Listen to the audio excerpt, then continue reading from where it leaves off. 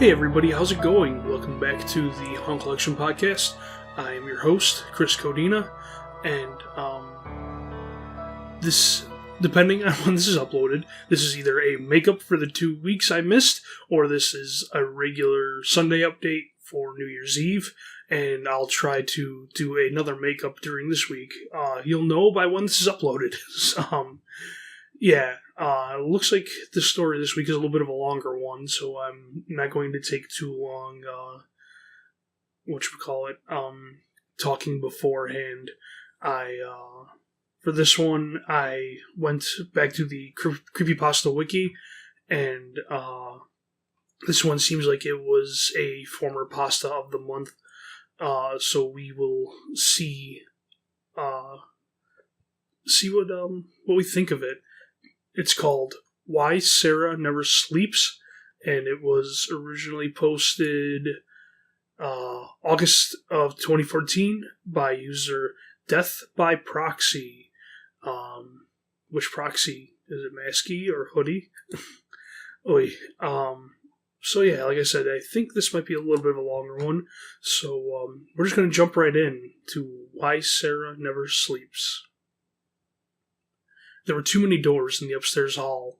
Sarah told her parents, but they couldn't see it. They told her not to worry. They told her there was nothing there, but there was an extra door at the end of the upstairs hall. An extra yellow door, and it didn't belong.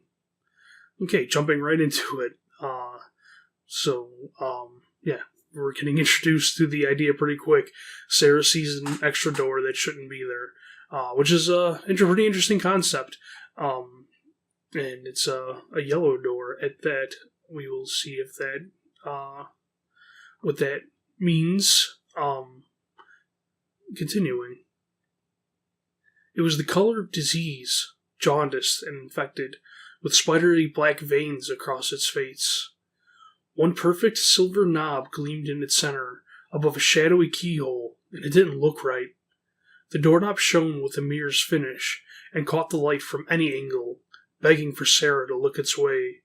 Sarah did her best to ignore it, but the door knew her name, and it whispered it when she drew near. Okay, yeah, this is continually interesting in just the first few sentences. We have what apparently is a very organic-looking door that looks diseased and has black veins and all that. And, this concept that, the door knew her name. We're sort of just jumping right into this. We're getting, there was no lead up to this. Sarah knows this already. She's already dealt with it. Let's see what the door has to say. Sarah. The door would rasp with a voice like dried leaves, as tiny claws scraped against the other side. Tears would well in Sarah's eyes as she'd hurry past, her arms laden with everything she needed to get ready for the day. Sarah, it would call again before she'd shuffle out of range and close the bathroom door, cutting off its paper-thin walls. When she'd creep from the bathroom to head downstairs, the door's voice would follow her with a furious flurry of scraping claws and tormented howls. They lingered and gnawed in the back of her mind as she'd rush through breakfast so she could leave the house a few minutes sooner. School became a blessing, an excuse to be someone somewhere else. I wonder if that meant to say to be someone somewhere else, or just, an excuse to be somewhere else. I don't know. Just curious that, the way that read to me, I don't know why she needs to be a different person. She just wouldn't want to be somewhere else. Maybe that's not true. Just something that stuck out to me. Continuing. At school, she could forget the door. At school, she could pretend her house was like everyone else's, with the right number of doors and no eerie whispers. But, at the end of the day, it was still waiting for her at the end of the upstairs hall, with its mirror ball doorknob and yellow face. She hated coming home and knowing it was there. But even more than that, she hated going to sleep, because in her dreams, she opened the door. Okay. Yeah, this story, it has my interest. Obviously, this, at the moment, this is feeling very, a sort of a horror short than like the realist creepypasta, but that's fine. That's really not a problem at all. Just whether it's supernatural or not, we don't know yet, or if it's just in her head, or like her parents say.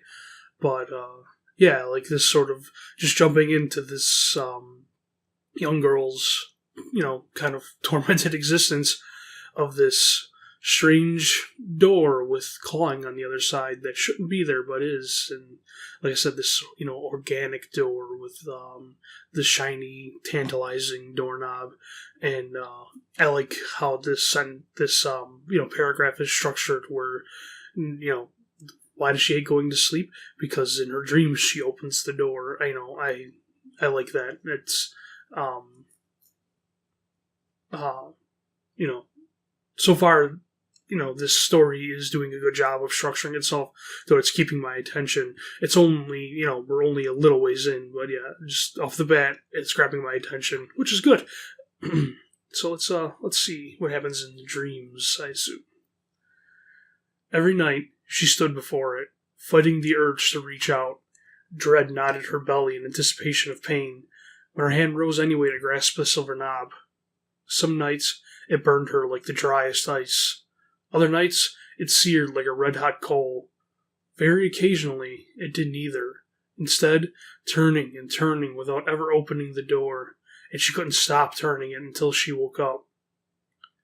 When the door did open, it revealed a swirling vortex of shadow and sound, with 1,000 voices crying in the darkness.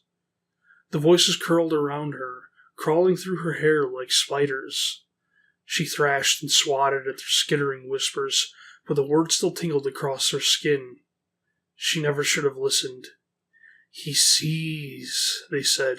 He hears, they moaned. He hungers, they wept, and burrowed into her mind like worms. The Hollow Man, the Hollow Man, they echoed in her mind and screamed to her from the gaping vortex.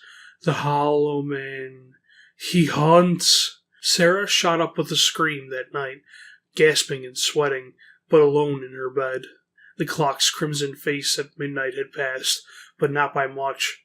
Darkness enveloped her room, except where a vestigial nightlight illuminated the corner of her desk.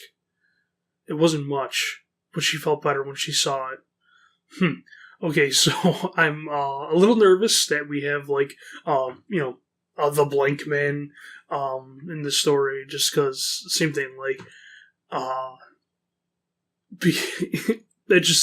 that seems like a creepypasta thing, and it's often kind of falls short. I did, for a while, when I was first, getting into creepypasta, I was like, oh yeah, the Blank Man, type thing. I liked it because it does have that, childlike, resonance. It has that sort of, an old folkloric, vibe to it.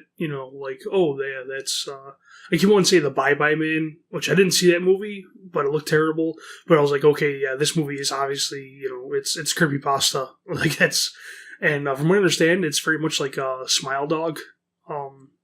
In theory, it's once you think of it, you're haunted by him. You know what I mean? The Slender Man.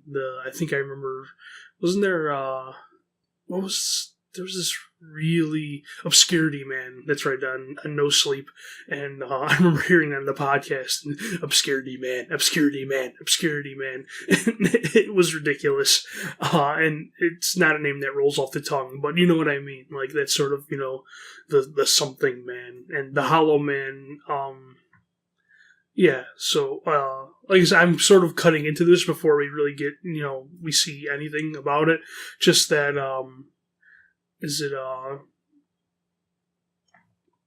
that idea, it makes me nervous. And, wasn't Hollow Man, wasn't that movie with Kevin Bacon? Just throwing it there. Is this Kevin Bacon? Is he the villain in the story? We'll find out. Let me read a little bit more before I make fun of the story a little too much, before it even deserves it. She pulled the bedsheets over her head and pushed away the echoing voices. Fine, she swore, hugging her knees and rocking. It's just a dream. They're always dreams. The dreams will go away like they always do. She started humming a song her mother used to sing when Sarah was smaller, small enough to need the nightlight, and the panic faded little by little with every note. Just a dream, she repeated. Just a dream. Just a... Sarah? Someone whispered from the hall. Sarah froze. Sarah? Are you Sarah? It was the voice of a girl, not much younger than Sarah, and not at all like the voice she usually heard from the door at the end of the hall. Who are you? Sarah whispered back from beneath the sheets. My name is Lizzie. Are you Sarah? Sarah didn't move.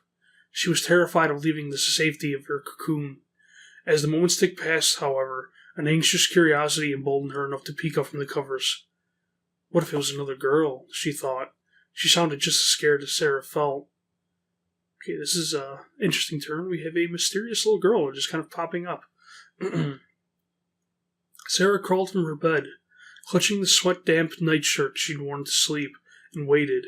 When nothing happened, she stood up and tiptoed towards her bedroom door, toward the waiting yellow door, with the mirror ball knob on the wall at the end of the upstairs hall. I feel like that sentence was kind of awkward, or maybe it was just me. I don't know. I stumbled over it. But maybe it was just me. I don't know. Anyways, when she stood before it, her stomach lurched, and for a moment, she couldn't tell if she was going to vomit or faint. Please, the door said in the young girl's voice when Sarah got close. Please, are you Sarah? Sarah opened her mouth to answer, but her voice was a tiny squeak of nothing. She pressed her palms to her cheeks and smeared away the tears before trying again. Yes, she finally managed. I'm Sarah. Please let me in. The door's silvery knob shook violently, rattling as if locked and jostled by someone on the other side. Sarah stumbled back with a gasp, staring at the shuddering alien knob. Let me in, Sarah, please. I can't stay in here. Please help me. Let me in. Sarah dropped to her knees when her legs gave out, and she screamed when she looked at the door. Level with the shadowy keyhole, below the rattling knob, she stared directly into a very human eye. Tears shimmered in the other eye, as they shimmered in Sarah's. It darted around, wide and white with fear, as if searching through the hall. And then, without warning, the keyhole became shadow, and the silver knob stilled, and the girl on the other side of the door began to cry. Please, Sarah, she pleaded. He's almost here. The Hollow Man, Sarah whispered, as a chill slithered up her spine. Lizzie sobbed quietly. Sarah scooted closer to the door, her fear growing colder when the girl from the other side didn't answer. Lizzie? Silence fell, as if it had always been there. She couldn't hear Lizzie crying anymore, and even the house was too quiet behind her. Sarah put her ear near the door and held her breath. She waited. Minutes passed, but it couldn't have been minutes. Nothing moved. Nothing whispered. Nothing cried. Nothing stirred. She couldn't hear anything but her own racing heart. Was she gone? Lizzie? She tried again, afraid the Hollow Man had taken her. He's here, Lizzie whispered at last, almost in her ear, as though Lizzie's lips pressed tight against the keyhole. Please let me in. Sarah's head ached. The world was a little fuzzy around the edges, and it was harder to focus than before. She had to stand up. She didn't dare touch the sticky door, but her legs felt too wobbly and weak to support her. She reached for the knob with a trembling hand. Please, Sarah. Lizzie's voice was getting smaller. Please. Grasping the mirror ball knob, she pulled herself up from the floor. It moved noiselessly beneath her hand, gliding without resistance, and opened the yellow door. Okay, I'm moving through this pretty quick because the action is just kind of going. At the moment, I'm not sure how I feel about it. There's just kind of a lot happening, and I don't really know where it's going. But I hope it's good. I'm feeling kind of skeptical at the moment. It's tough to articulate why. I'm just sort of getting vibes that this is going to go in a way that isn't necessarily great. We'll see. Is Sarah being tricked here? If she isn't, why is this little girl on the other side of this weird flesh door that shouldn't be there? yeah, let me just keep going because, like I said, I feel like there's not too much I have to say about it at the moment. I'm just kind of curious to see where it's going, and yeah. So let's see. A lonely expanse of normal wall inched into view as she felt sick. She worried at her thumb in confusion and extended a trembling hand to touch the wall behind the door. It was solid and as normal as the wall at the end of the upstairs hall should be, but her stomach churned. She gently closed the door, which issued a soft click as the latch sprang into place, and waited. She hardly dared to move or breathe as she listened to the night, waiting for the door to speak again. Hours passed in oppressive silence, even though it couldn't have been hours. They keep using that, like, oh, so much time passed, so no, they couldn't have passed. Like, I know what it's trying to say, although I don't know if I like that method.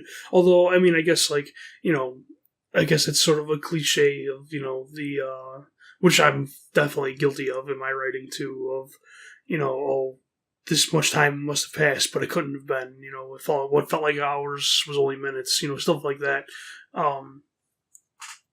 But, like, that they keep on going back to this, minutes passed, but it couldn't have been minutes, hours passed, but it couldn't have been hours. Like, I don't know, that's bugging me, but maybe it shouldn't. I don't know, it's just sort of a thing, like,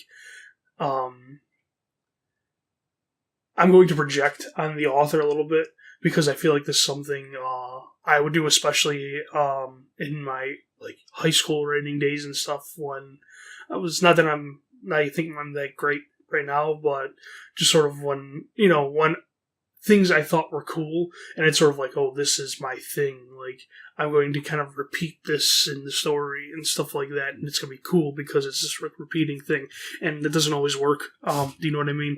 Like I said, I'm not necessarily accusing the author of doing this. I'm more projecting myself of like why maybe it's like you kind of like use the same phrasing just to convey in this case the passage of time, and it like I said this is I don't know, this is kind of bad analysis, but it sort of comes off cringy. It comes off like it's trying to be smarter than it is, and maybe odds are I would even say the author wasn't going for that. Obviously, they're trying to make it very prosy and not like a casual way of speaking, and it's trying to. It's not. I wouldn't say it's like very purple prosy. It's not that flowery language. It's just trying to sound like a writer wrote this, and not like someone is posting this on a message board or something. But yeah, like it's just a potential reason why like that would happen. It's like, oh well, this is gonna be kind of my thing for the story. We'll see if that happens again. Yeah, it's maybe might be thinking maybe I spent too much time on that, but if you kind of have that, it pulls you out of the story where it's like I don't want to be paying attention to the writer's devices necessarily, especially if it's not like Poe's rhymes within a rhyme and all that, and the Raven, and stuff like that. It's one of those where, like I said, even if the author wasn't going for that, it can feel pretentious, and that distracts me from the story, obviously, because I'm going on about it. Anyways, let's continue. Hours passed in oppressive silence, even though it couldn't have been hours, and the door had nothing to say. Sarah grew sleepy, too sleepy to keep standing, too sleepy to remember why she was standing so still at the end of the upstairs hall. It was time to go to bed. It's just a dream, she remembered, turning away and rubbing at her eyes. They're always dreams. Shuffling to her bed was like swimming through jello, and most of the way there she couldn't keep her eyes open. Luckily, she knew the way. The dreams will go away, like they always do. The crimson clock was broken when she rolled herself back to bed, its face declaring 12:16 a.m. to a room that only vaguely felt familiar. But she couldn't bring herself to care when her eyes and body felt so heavy. So is she possessed? Let's see. Sarah, Lizzie whispered, but it couldn't be a whisper. Sarah, Lizzie whispered. Sarah, Don't wake up. Sarah groaned a little. Don't wake up, Lizzie said, her voice echoing in Sarah's mind. Sarah frowned and rolled onto her back. She didn't want to wake up. She wanted to stay asleep. Lizzie didn't need to tell her not to wake, because not being awake was the whole point of being asleep. Okay? I think I know. I get, like, it's sort of being, like, kid logic. Like, obviously Sarah is a bit out of sorts at the moment, so it's like, well, of course I'm not going to wake up. I want to be asleep. I get it. It's just, again, it's one of those where it felt a little awkward to read, and it's like, well, yeah, duh. But I think, I get what they're going for here. For a long time, all was silence. Sarah's mind drifted, and she felt herself grow lighter, as if getting ready to float up through the blackness that surrounded her. They all float. No. She could feel the cool sheets beneath her then, and for a moment she thought she heard the papery thin rustle of leaves in her room. He's here, Lizzie whispered at last. Please don't wake up. Who's here? Sarah wondered, as she steadily rose. His hollow face and eerie mask, with hollow voice at doors will ask, to be invited in to bask above his favored midnight task. Okay, yeah. Like I said, the Blankman thing is sort of. I keep on saying the Blankman. That was was it? One of the Wayans brothers. I'm spacing on which one. That was like a sort of a superhero type movie, wasn't it? I'm aware of it. I never saw it, but I just caught that now. I'm talking about Blankman. Once again, this is like one of those like 90s kids will remember. Maybe they won't, because I don't know. I don't know how many people remember Blankman. But yeah, I didn't think of it all the time. I was saying it before, but just made me think of it now. But yeah, like I said, like the something man. It has that sort of childlike vibe to it, and here we have the sort of nursery rhyme, which I'm iffy on. It seems a little forced. Like it doesn't have that like creepy sing-songy, nature. What is I don't remember the Babadook offhand. Was it without a wink or a look? Whatever. I don't remember. But, his hollow face and eerie mask, with hollow voice at doors will ask. It's awkward and, and to be invited in to bask. That, I don't know, that doesn't, that line, I think, especially is, it kind of hurts it, because it doesn't sound, it doesn't have that, like, creepy vibe to it or anything like that. It's not a strong line, basically, above his favorite midnight task. And that's also awkward, like, because maybe like the way the sentence is structured, like, there's periods after each line. To be invited into bask, period, above his favorite midnight task. So that last line feels like it doesn't really make sense. You know what I mean? Yeah, okay. So yeah, like I said, I was getting a little bit nervous about the Hollow Man thing, and this point feels like maybe my nervousness was right, because it's kind of going that no, we need spooky folktale like type things. We need spooky nursery rhymes to go with it, and that I don't like the spooky nursery rhyme in this story. So, but yeah, let's see how it goes. A strange tingling worked its way up Sarah's body as Lizzie recited the haunting rhyme in a disconcerting monotone. Clarity inched its way toward her slowly, melting away the fog of sleep. Hadn't she been dreaming? Was she still dreaming? Something was wrong. He's waiting inches from your face to be the first thing your eyes grace, but keep them shut or else embrace a hollow shell to take your place. Okay, we're continuing with the nursery rhyme. Let me just keep going here, because there's more of it, and we'll talk about it afterwards if we need to. Cold dread seized Sarah's heart with each new stanza, and she trembled with the weight of her mistake. For a moment, she swore she could feel the air stir above her, stale and strangely warm against her cheeks. Leaves rustled above her bed. The yellow door you always keep He follows you to where you sleep. Into your room he then will creep, your life and dreams for him to reap. Lizzie's voice became little more than a breath within Sarah's mind, and the air cooled around her when a pressure lifted from her chest. The leaves were in the hall. The hollow man above your bed, with hollow eyes, deep slumber fed. His hollow dream may fill your head, but never peek or you'll be dead. Everything was wrong. Yeah. So I think what my issue is here, not just like this sort of ineffectiveness of the rhyme, like I said, it's sort of using it kind of, like at the moment it seems like it's just sort of shoehorned in this Lizzie character to be a way to have a spooky kid convey a spooky nursery rhyme. Like that's what this feels like to me. It's it feels like it's, like at the moment, like why? I assume maybe like Lizzie, was she a victim of the Hollow Man, and now she's trying to warn, the girl, or warn Sarah, but it's like, why do you have to have the rhyme? If that's the case, is she like somehow, magical law bound to deliver this warning in a rhyme? Or does the Hollow Man like have to offer a fair chance to his victims and have someone give them this rhyme to see whether or not they open their eyes? That's just like to go back to the Babadook example, because that's sort of that's the first thing that's popping in my head.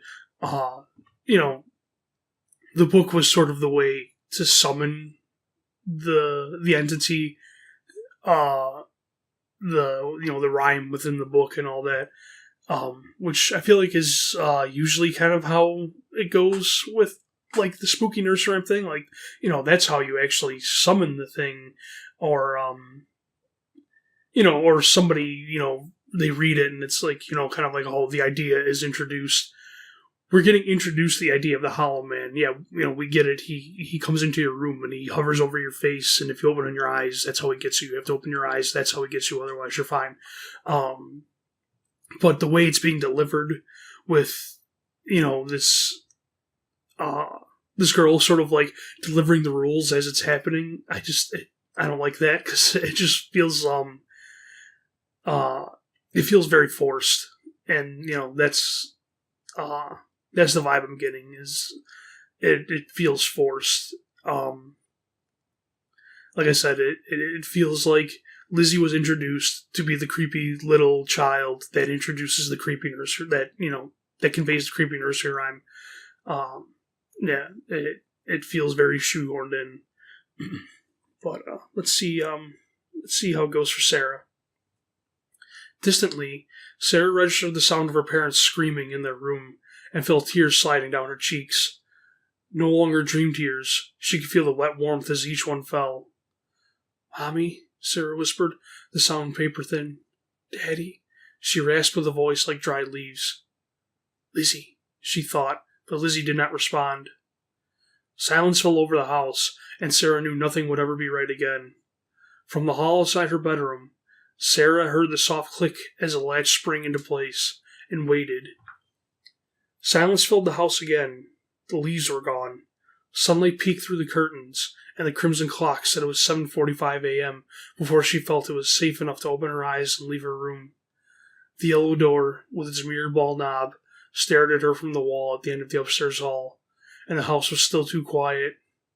It was a different quiet than before, though, a different quiet than from her dream. It was the quiet of a tomb. Except, of course, for the occasional tapping, as if from tiny claws, from the other side of the yellow door. Okay, yeah. I'm disappointed by this one. Like I said at the beginning, it was really catching my interest. It was kind of drawing me in. And I like the idea of, this little girl was seeing a door that shouldn't have been there. That's a concept I like. Things that are out of place is horror. Something that's there that shouldn't be there is horror.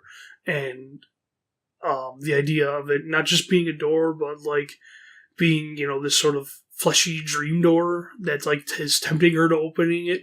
I like that. It has a lot of potential. But and then yeah, I'm glad we didn't actually get a tall, skinny guy, with no face or something. It's we don't know what the Hollow Man looks like. It says, I think it said he has a hollow face or whatever, but in the rhyme, but yeah, like I like that we didn't actually see any creatures, but like this whole idea that I guess the Hollow Man came out of the door and murdered her parents, even though it seemed like she was the one it wanted because she's the one that could see the door. I don't know. And same thing, like I said, like why? What is Lizzie? Why is she a former victim? Um, I mean, it seemed like she was scared. That's why she wanted Sarah to open the door. But by her opening the door, did that let in the Hollow Man that night to get her? I don't know. Like I said, it's one of those things I mention a lot. Questions and not having all the answers in horror is often good, but sometimes when you're just like scratching your head, like, what the hell happened? That's not good. Why did this happen? Like I said, it feels to me that a lot of this stuff was just shoehorned in to deliver this idea of the Hollow Man, and it's not scary. The rhyme, the nursery rhyme thing, it's not creepy. I'm just kind of like, why did it go after her parents? Like when it was saying the rhyme, I thought like it was kind of happening as the rhyme was happening, like it was there, hovering above her face, waiting for her to open her eyes. But it didn't seem like that was the case. Like Sarah was getting the warning, but I never got the idea that the Hollow Man was in her room. It seems like it just went and killed her parents for some reason, and I'm glad that it didn't actually like go and look and like give us the gory details of the parents' bedroom or anything like that. But yeah, it's just sort of like I'm sort of befuddled by it, and it feels like this one. I don't know. Again, I'm assuming I'm putting presumptions on the author, which I shouldn't do, but the vibe I'm getting, like this isn't necessarily the truth. But the vibe I'm getting was like, okay, we're trying to get like another icon here. Like, I want the Hollow Man to go viral and to go, hang out in the the Slender Mansion in the forest with everybody. Which it's a little harsh, but you get what I mean. I don't necessarily believe that the author was trying to do that, but it's one of those where it's like, and same thing. Like I've definitely done that before too in the past. It's sort of like I liked that concept of the Something Man.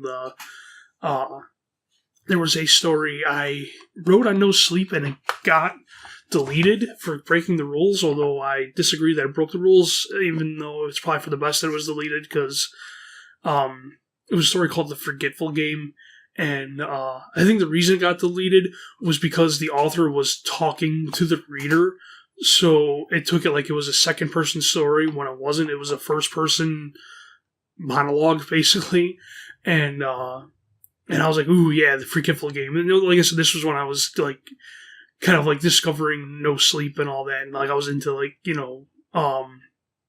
was like, yeah, creepypasta and all this stuff, so this is going to be my like one that gets spread around the internet, and it gets put in memes with a picture of somebody with like a big smile and pointy teeth, and basically what The Forgetful Game was, it was something like all those little things that you do throughout the day that like you don't remember doing, or like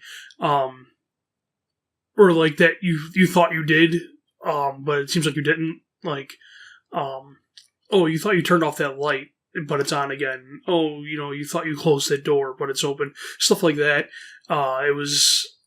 It could have been the doings of this narrator creature entity that was kind of trying to lure you in to investigate what happened. And if you lured him in, you would basically be, it didn't say you would be killed or whatever.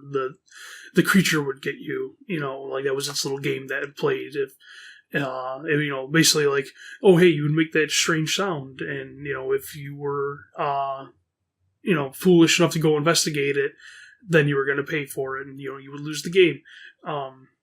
It's pretty standard stuff, but like I thought it was real cool at the time, and like I said, I'm kind of projecting on Death by Proxy here, but that's like the vibe I'm getting, where it's kind of like, like so this was what is this was 2005, 2014.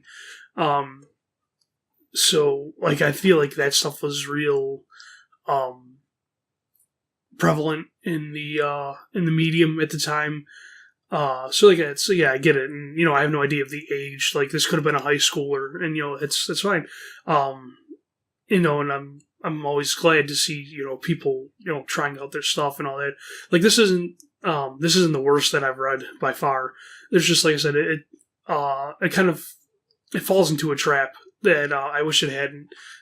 And it just kind of like it doesn't make sense to me. Like like I said, I'm scratching my head at it. I don't get the Lizzie character, and I don't get her in a bad way.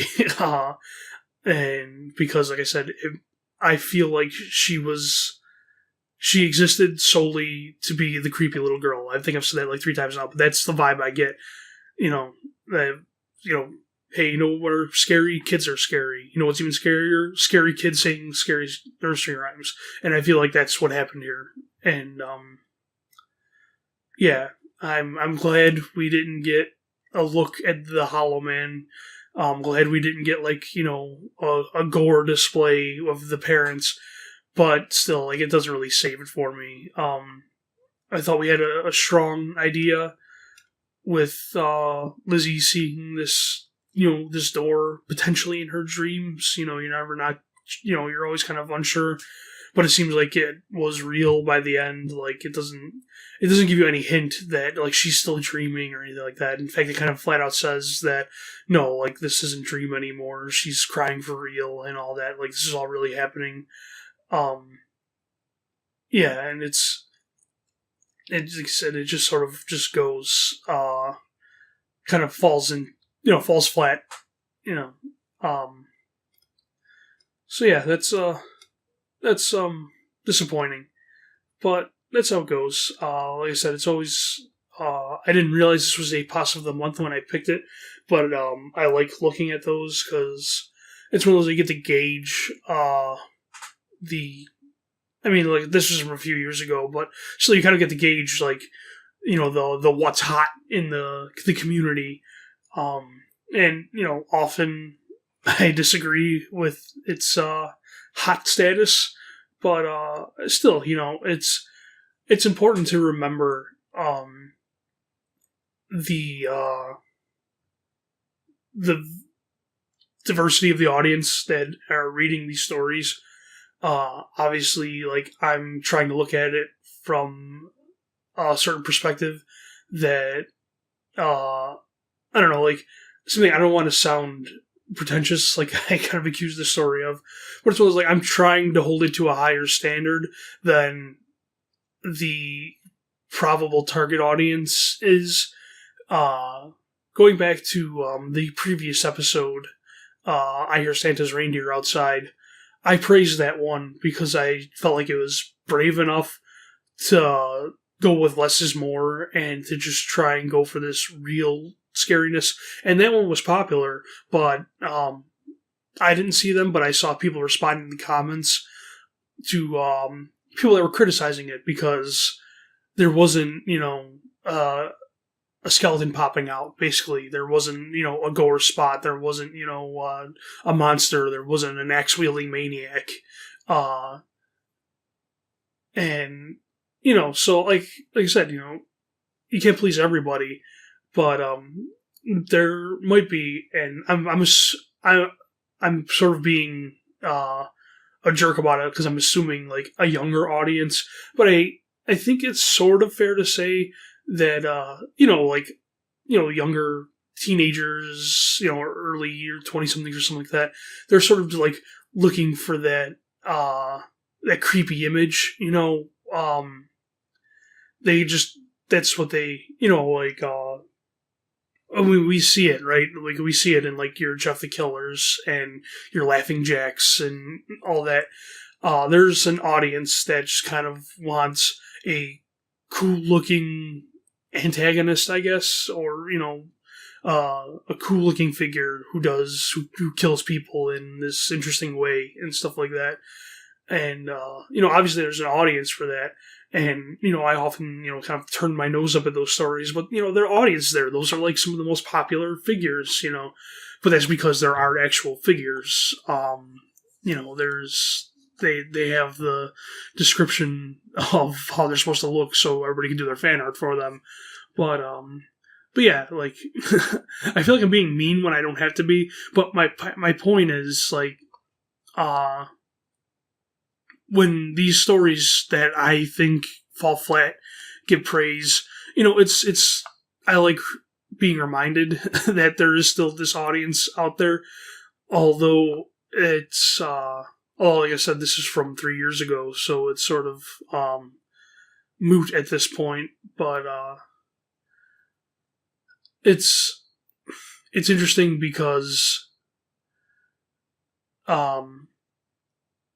it's, what am I trying to say?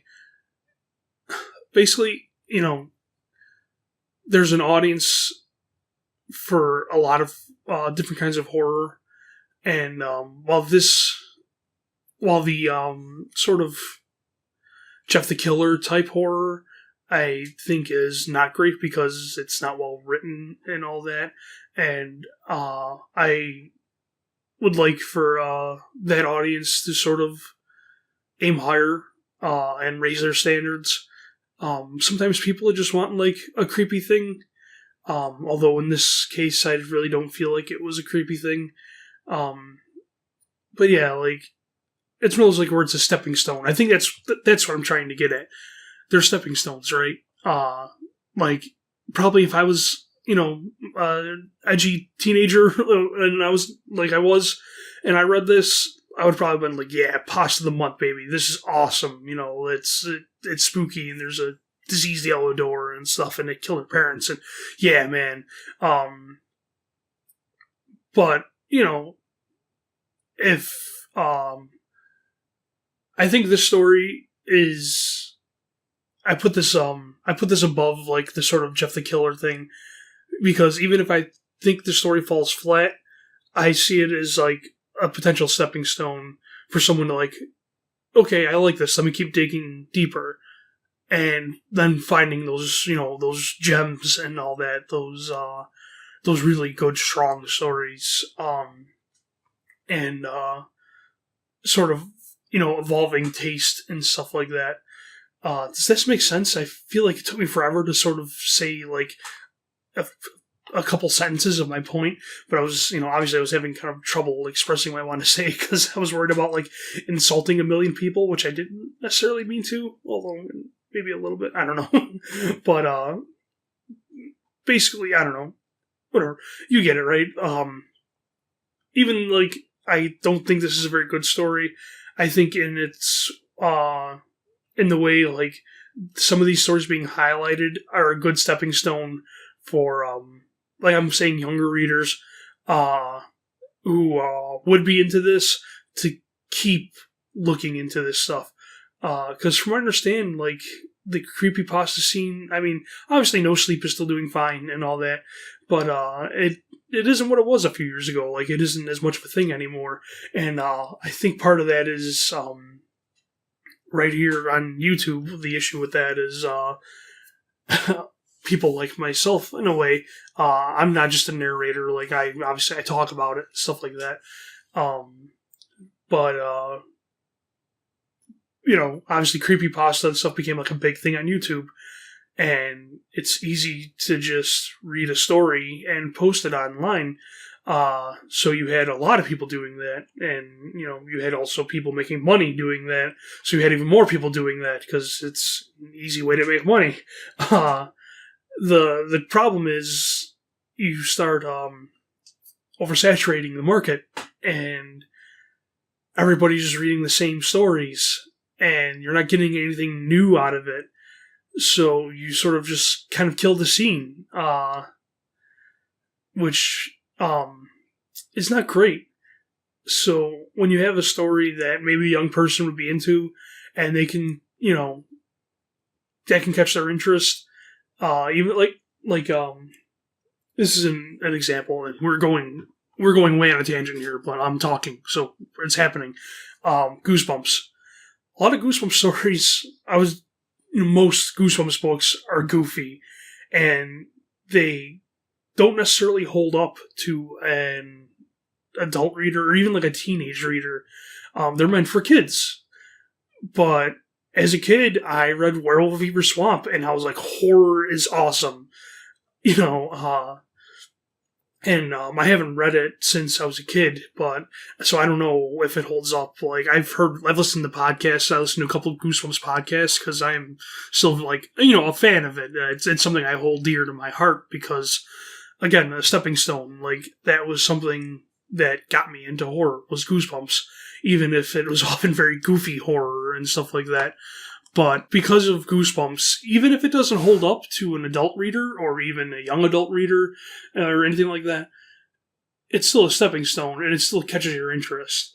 So, even if something doesn't necessarily hold up to a different standard, a higher standard, it isn't always a bad thing, although we would aim more for the higher standard because too much of the lower standard kills the scene, and we want people to find we want young people to find their Goosebumps stories, basically, to find their scary stories to tell in the dark, which was obviously I guess meant for kids, but that still kind of holds up. At least the art does. Because we want people to keep writing these stories because we want this scene to thrive. We want this, DIY horror thing, this internet horror culture and all that. We want the scene to thrive, and we want it to be putting out good stuff. It's in this weird spot right now. Like I said, it feels like the YouTube community sort of like sank itself because it just sort of like, it front-loaded. It's probably not the right word, but that's a word, that's a word that comes up in creepypasta criticism a lot. A lot of front-loading, and it sort of collapsed under its own weight because you just had everybody reading all the same stories, and because they're making money off them, they're just pumping them out and fatiguing the audience. And that's bad because then that audience will move on to other things. Although now we have like interesting other ways of conveying horror on YouTube, like people being creative and making like Pets Cop as an example. Stuff like that where you kind of like it's not just somebody writing a story, it's someone kind of creating this whole other thing. And so like there's these other steps. And even with like the scene, like obviously I'm kind of talking mostly about YouTube because like that's the medium I'm using. And that was a very big medium for horror. And like I said, but in a way, it's like it collapsed in on itself. But at the same time, we have TV shows about like No End House and Candle Cove.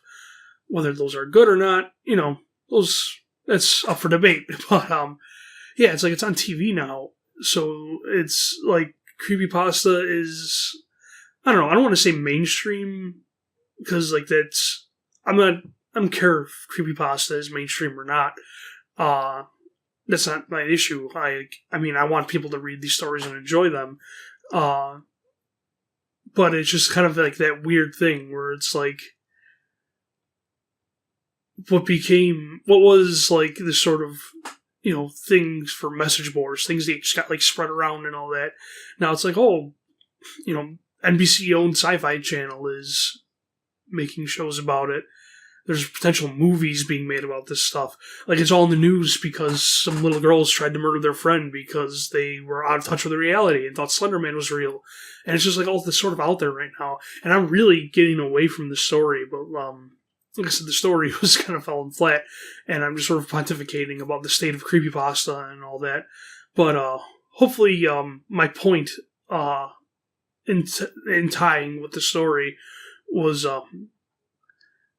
some of these popular ones that aren't that great are hopefully being held onto by a younger audience who can then go on to read the really good stuff, and to write the really good stuff. Even more importantly, I want, if there was a 15-year-old that read the story and was like, "Oh yeah, that was awesome," I want them, to end up writing the next Pen Pal, the next Candle Cove, whatever, like, the next Whimsywood, in that, and that's one takeaway from these stories that I might criticize and be hard on, but one takeaway is they're popular, and that might get people into this, and hopefully to aim to surpass these stories. Whew, that man, I don't know. I talked a lot there. Hopefully it made sense, and hopefully people are still listening. Let's I